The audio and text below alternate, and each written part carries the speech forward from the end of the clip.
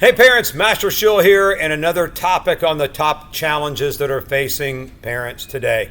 So I'm going to get into a really rat's nest this morning. I'm probably going to make a couple parents mad, but as one of my mentors says, a dog doesn't bark at a parked car. So the point I want to get into today is talking about academic pressure on our kids. So one of the things that I really wish that I would have learned when I was younger was, beginning with the end in mind. I had a mentor right out of high school, was a billionaire out of San Antonio named Red McCombs. And he gave me a book called Think and Grow Rich, which I highly recommend that you read or listen to the audio book. And when I set up my leadership program in our current academy, I actually reached out to Mr. McCombs and said, hey, what did you do to change the narrative in your life? You grew up poor, I grew up poor, you're massively successful, I'm working on hours. And he said to me, son, I gave you something for Christmas. The first Christmas you worked for me. And I said, yes, sir. Now understand, this is 16 years later and this man still remembered that. And I said, yes, sir. He said, well, did you read the book? And I said, well, sir, I got to the first couple of chapters. I just couldn't relate with it. He had a few choice words for me and told me to go back and read the book, and it was Think and Grow Rich. And now it's on my annual read list. I read it every year. And what it was a study of what the most successful people do every year to remain successful and how they teach their kids. And I see a lot of parents today, and let's talk about university for a second. I truly believe our university system has really done a disservice to our kids. Now don't get me wrong. I believe higher education in whatever form or fashion is important. What I don't agree with is these degree plans that make kids take all these extra courses that really have nothing to do with getting their degree and getting them out into the workforce. It's all about money. And when you look at a lot of these major universities, they have billions in their coffers. They have billions in their endowments. But yet the federal government wants to bail out kids that have taken out loans to be able to get themselves to get a university degree. And some of these degrees are coming out at $100, $200, $300, $400,000. And then you look at what they're earning once they get out of college, and it takes years to pay it off. I've got someone very close to me that they're a doctor and a lawyer. And they're married, and they're in their 50s, and they just now paid off their student loan from in their 20s. Now you think about that. So the thing is that we need to take a different approach when it comes to academic rigor and what the massive requirements that we're putting on our kids. In fact, for my own kids, I took them out of AP classes. And I know some of you are thinking like, what are you doing? What are you thinking about? What about college? What about college? Believe me, college is going to take the money regardless of what path you take. And most people have no idea what they truly want to do once they get done with college anyways. They're going to change their career path and their career field maybe 2 to 3 times. I think it's only like 1 or 2% of the people that actually go to college for a specific degree work in that field. They're actually doing other things. So what I was leading to earlier was about beginning with the end in mind. It's one of the concepts inside Think and Grow Rich. And one of the things we don't do is we don't sit down with our kids when they're 3-4 years of age and say, okay, I need to look at when they're 18 years of age. And I need to look and see, okay, what skill sets do I need them to possess so that when they start getting out on their own, whether they go the academic route, they become an entrepreneur, they go to the military, civil service, backpack in the Alps for a year, whatever it is they're doing, giving them the opportunity to discover who they are and what they want to do. Because I will tell you, one of the biggest things that I try to tell my kids, do something you're passionate about, something you love. Yeah, it's great if it pays $1 million, but if you're not happy in your job, it transcends to everything else. It's how the family is affected. It's everything. So one thing that I'll tell you is that, one, stop putting so much academic overload on your kids, because it's really not going to pay the dividends you want it to pay if you don't have a clear path of what you want them to do, or more importantly, what they want to do. You ever sat down with your child and said, hey, what do you want to do? What are you passionate about? Okay, so let's find a way. Like my youngest one, Grayson. Grayson and I have been talking about things and what he wants to do. And, like most kids, he goes, I want to be this, and I want to be a soccer star, and I want to be blah, blah, blah. And then about 6 months ago, he came to me and said, Dad, I know what I want to do. And I said, okay, what is it? He said, well, I want to do real estate. And I'm like, all right. Well, he goes, well, do I have to go to college for that? He goes, and I can pick out the colleges, and I can start applying to Macomb School of Business, and I can start doing these things. And I said, well, let's take a step back.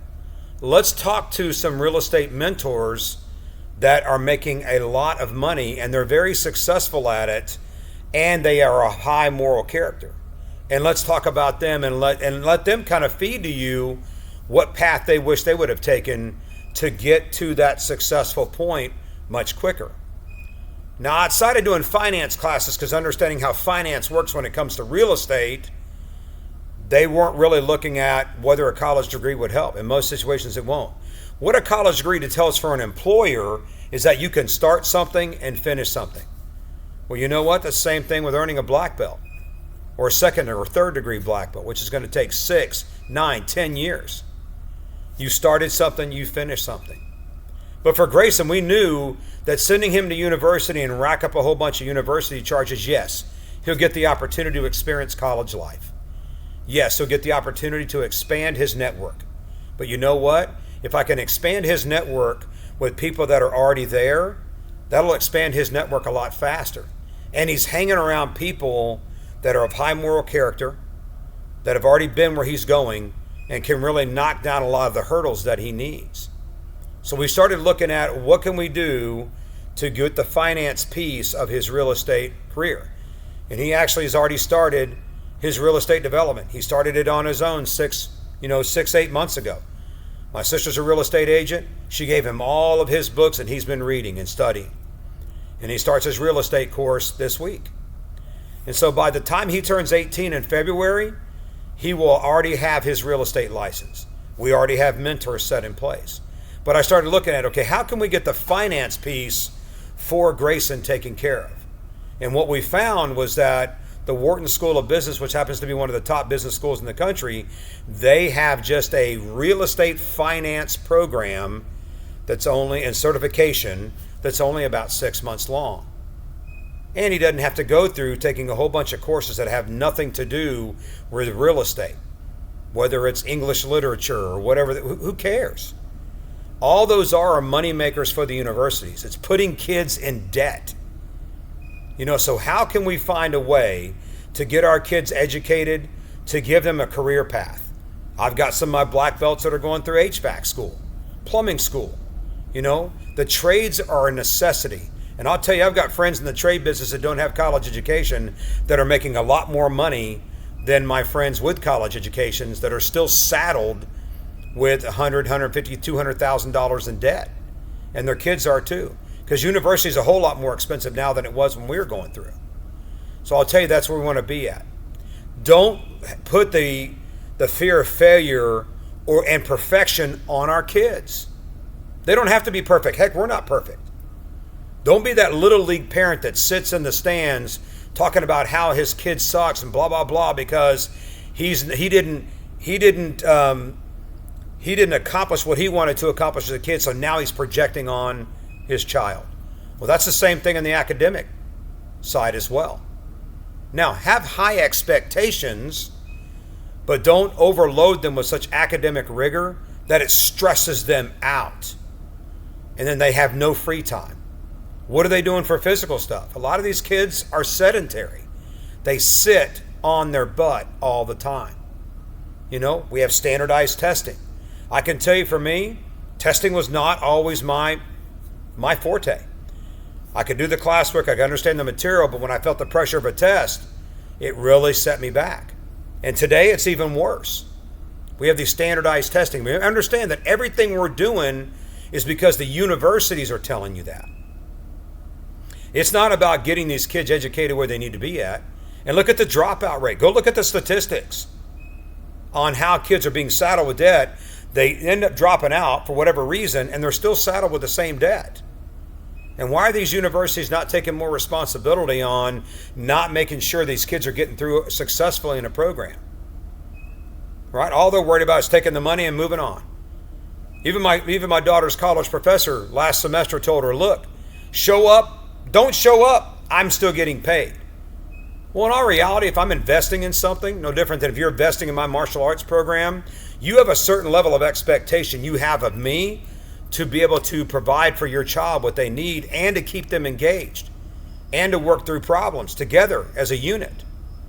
So if you're doing that, please, take a really good look at the academic setup. And is it the best thing for your child? And especially if you've got a teenager and they want to do something where they can get a quicker path to, getting out into the career field and not just spending 4 years in university racking up a bunch of debt, look at the cost benefit analysis.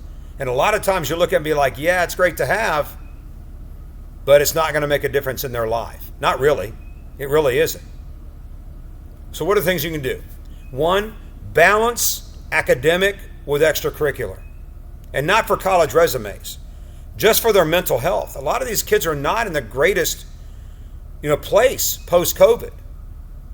Talk to your children. Put the devices down and sit down and just talk. Ask them what they like. If they say something that you don't agree with, so what? Just take it in. The one thing I love about my relationship with my kids is they can tell me anything. Now, there's sometimes I don't want to hear it.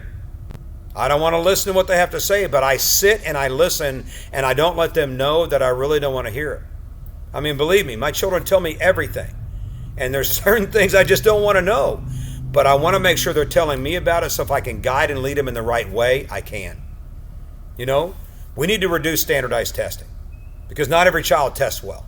And it's not a sign of their intelligence. I remember taking a test in high school to tell you what your career path is going to be. And it came back that I should be a janitor. Now, nothing against people in the janitorial field.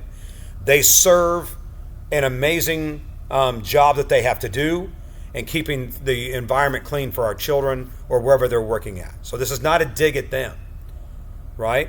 But unless they own their own janitorial company, they're not going to have an opportunity to be wealthy or to be successful.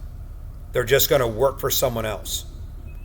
For me, if I'd have listened to that, I would have never thought that I was of any greater opportunity for me to rise above being on an hourly wage. I could never have anything greater than that. And that's not what we need to be telling our kids. They need to be able to do what they want and how they want it.